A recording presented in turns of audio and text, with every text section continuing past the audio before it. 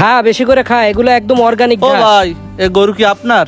হয় ভাই, গরু তো আমার, এই গরু কুরবানি দেওয়ার জন্য কিনেছি। ভালো হয়েছে না ভাই? আরে ভাই, কুরবানি দেওয়ার জন্য গরু কিনছেন? এত ছোট গরু? আপনার মিয়া কি টাকা পয়সার অভাব? আপনি 3-4 লাখ টাকার গরু কুরবানি না দিলে মানুষে কি কবে? মানুষে কি কবে ওই দেখে কি আমার লাভ আছে? আমি গরু কুরবানি দেবো হচ্ছে আল্লাহরে সন্তুষ্ট করার জন্য। যাই হোক ভাই, তাই এ গরু কত দিয়ে কিনছেন? গরু তো কিনছি হচ্ছে 80,000 টাকা দিয়ে। আমি 2 লাখ টাকা দিয়ে গরু কিনছি, আর আপনি যদি এই 80,000 টাকার গরু কুরবানি দেন তাহলে তো মানুষ আপনার নিয়ে হাসাহাসি করবে। আমার ব্যবসা বাণিজ্যের অবস্থা একটু খারাপ চলতেছে, কিছু দেনাদায়ী হয়ে গেছি, এই কারণে এই গরুটা কিনেছি। এতে তো ভাই হাসাহাসি করার কোনো কারণ নেই। ঠিক আছে, আপনার যদি কোনো সমস্যা না হয় তাহলে আমারও কোনো সমস্যা নাই, আমি তো আপনার ভালোর জন্যই কইলাম। ঠিক আছে, কিন্তু এই যে গরুটা আমি কিনেছি, এই গরুটা কুরবানি দিলে তো আমার কুরবানি হবে, তাই না? তাহলে কিটা কি কইলো এদি আমার দরকার আছে? ঠিক আছে, তাহলে আপনি গরু নিয়ে থাকেন, আমি গেলাম। আচ্ছা যান, গরু কিনেছি আমি, কুরবানি দেবো আমি, সমস্যা অন্য মানুষের। আর খাইস না, চল, তোর আর খা লাগবে না, চল তোর নিয়ে বাড়ি চলে যায়, মানুষের বদনজর লাগতেছে।